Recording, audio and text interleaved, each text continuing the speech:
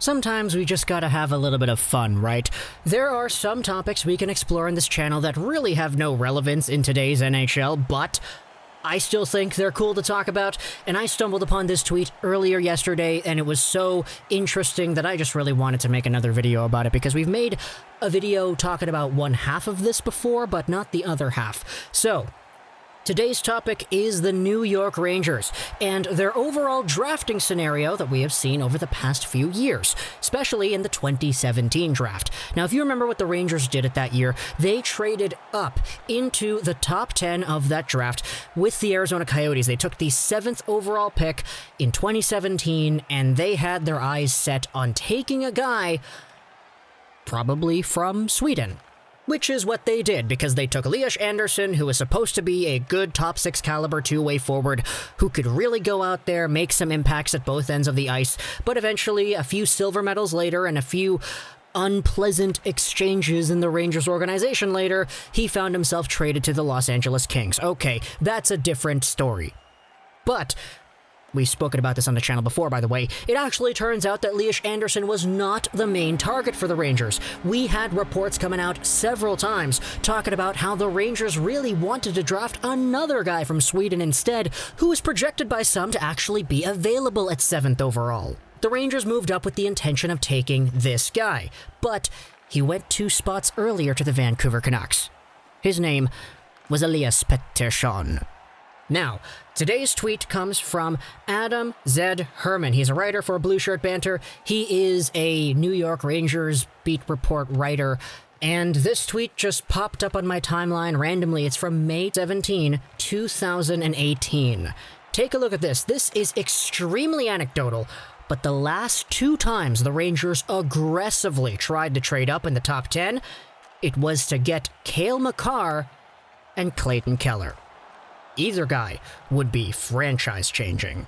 Sitting around and waiting for a franchise player to fall in their lap isn't a great strategy. Well, in hindsight, Mr. Herman, it actually was, because the next year the Rangers won the 2nd overall lottery. They got Capo Caco, and the year after that, hey, they could have made the playoffs, but they didn't, and as a result, they drafted Alexis Lafreniere, who kind of just fell into their lap. So I get that the current fate and status of the hockey world has contradicted what Mr. Herman is saying here in his tweet from 3 years ago, but here's another anecdote. Last year, so the tweet is in 2018, this is 2017, 2 picks before the Rangers, the Vancouver Canucks drafted the player the Rangers had at the top of their list at the time, Elias Pettersson. Now, today's video isn't really talking about Clayton Keller. I'm really only talking about Makar and Pedersen again, because isn't it funny how one draft, 2017, produced the 2 straight Calder winners in a row in 2019 and 2020 in Elias Pettersson and Cale Makar? That's great. But it's actually really interesting to me how it appears the Rangers actually had their eyes on both of them. They tried. They traded into the top 10 at 7th overall, but it wasn't enough. And in fact, I just got to give my props here right away to the New York Rangers, because if they actually tried to really aggressively go for it, it kind of shows what some teams will do when they're desperate to get players that they know will be great. Because the New York Rangers finished 9th overall in the NHL standings that year. That was way out of the realm of actually having a viable lottery kind of pick. In fact, take a look at where their first-round pick was in 2017. It was 21st overall. They took Filip Chytil. They didn't even trade the pick. They kept it, but they really wanted to move up even more to get themselves one of the top guys. Now, Elias Pettersson is a guy that was defined as top of their list. That is something we have discussed before. They had their Swedish scouts. It's why they took Elias Andersson. They seem to also like Pettersson because he was also there in Sweden. Funny how that works. But it's crazy to me how they also were trying to go after Cale Makar. Because when it comes to a mobile, lethal, barraging offensive defenseman who knows how to sidestep his way by you and use his frame to keep you away from the puck, you kind of got that in Adam Fox, not gonna lie. But the fact that they were also trying to go after Cale Makar is noteworthy to me. And when you take a look at what they actually had to do that, hey, if it took a 21st overall pick, which would have been Filip Chytil, and their 7th overall pick, which they traded up to get with the Arizona Coyotes, maybe some other assets they had in their system, to trade up to one of these top spots to take Makar or Pettersson, things would be so much different. And the reason I'm trying to fill in the blanks here as to why the Rangers actually stuck around at 7th overall, maybe, just maybe, they could have actually thought that one of these guys, Makar or Pettersson, would have been available at their spot. The reason I say that is because if you go over to the actual draft predictions of that year, take a look at Elias Pettersson and take a look at Cale Makar and how they were actually supposed to go, sure, Cale Makar went 4th overall and Pettersson went 5th overall. But if you take a look at where they were supposed to go, it wasn't really like that for many of the analysts. ISS had Elias Pettersson at 20th, Future Considerations at 8, McKeen's at 11. Sure, NHL Central Scouting had him at 2, but that's among European skaters. In fact, he wasn't even the top European because, oddly enough, it's Klim Kosted who was dubbed number 1. Miro Heiskanen was dubbed 4th, behind Andersson and behind Pettersson. And Pettersson was also ranked 7th by TSN and Bob McKenzie. Here's a mock draft from around the time. This is backed by Sam Constantino. He actually nails it right here. It's funny how this one, written back before the draft, June 20th, has Hischier, Patrick, Heiskanen, Makar, Pettersson, Glass as the top 6, which is dead on correct. But there's another one here on NHL.com, Adam Kimmelman, written in January. You can see that Elias Pettersson in this mock draft was ranked to go, oh my goodness, I'm scrolling down trying to find it, 19th overall to Boston. So, yeah, that's some bad imagery right there for Canucks fans.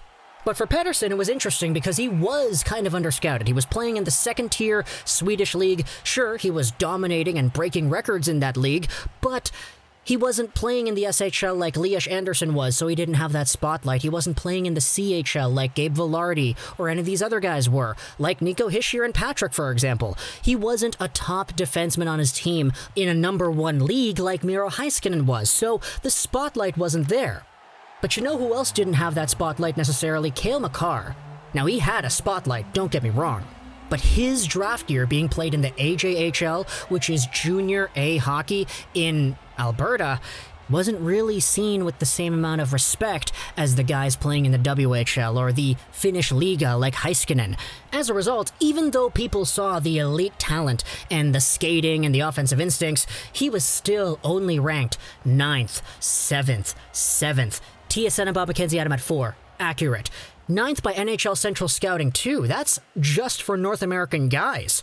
So you could kind of see the differences in rankings and how these things would have gone. Going back to that mock draft, again, Sam Constantino nails it. 4th overall, Cale Makar. But the one by Adam Kimmelman has Cale Makar going 10th overall to the Lightning. There's some even worse imagery for you right there. So, in my opinion, just taking a look at the New York Rangers and how they traded up to get to 7th overall without even touching their 21st overall pick, I think it would be safe to assume that they would probably have thought one of Pettersson or Makar might have had at least a 50% chance of being available. So they stuck there. I think it's fair to assume that if they knew Pettersson and Makar would have been gone, would they have not made a trade to try to go up to 5th overall, or maybe 4th overall, or 3rd overall, with that 21st overall pick they had, which would have been Filip Chytil, and whatever else they had in their system that they might have deemed expendable. They had some good players back then. They were a good team back then. They're a pretty solid team around this time frame. So that's kind of my food for thought question of the day here. If the New York Rangers actually succeeded in their plans and did what they wanted to do. Maybe draft Elias Pettersson because he was supposed to go later. They had him first on their board. Or, if it's not Pettersson, take Cale Makar instead because they wanted to trade up for him. But maybe I'm just giving the Rangers too much credit. Maybe I'm saying, okay, they took a gamble and it didn't pay off. Maybe they knew the entire time that Cale Makar would have actually been taken. Maybe they knew Pettersson would have been taken. Maybe they just could not move up any further. Who knows? There's a whole bunch of other stuff to go on with these drafts, and I always love these revisionist history kind of hindsight stories, so talk to me in the comments what you thought about this video over here. I was like, okay, it's an off day for the Canucks, it's an off day for the Rangers, let's talk about some really interesting stories, and I just happened to come across this tweet and its thread earlier yesterday, so I was like, yeah, let's make a video about that, man. Talk about Pettersson, talk about Makar, what these guys could have done with the Rangers, and oh boy. Who knows how things go afterwards with Lafreniere and Kakko. The Rangers would have had Elias Pettersson's first season in 2018-19. So, no more Kakko for you. And the year after, they would have had Cale Makar debut. So, no more Lafreniere for you? They still might have taken Kravtsov. Who knows what would have happened if Pettersson wasn't here and Makar was? Would they still have Kakko? Lots of questions, right? Which is why I love these topics. So, if there are any other questions arising from this kind of discussion, please let me know in the comments what you think about the Rangers, Makar, Pettersson. We haven't even touched the Clayton Keller thing, which is also included in this tweet, but you know what? I just wanted to focus on 2017. So let me know in the comments if you have any thoughts. I hope you enjoyed this video. And bye.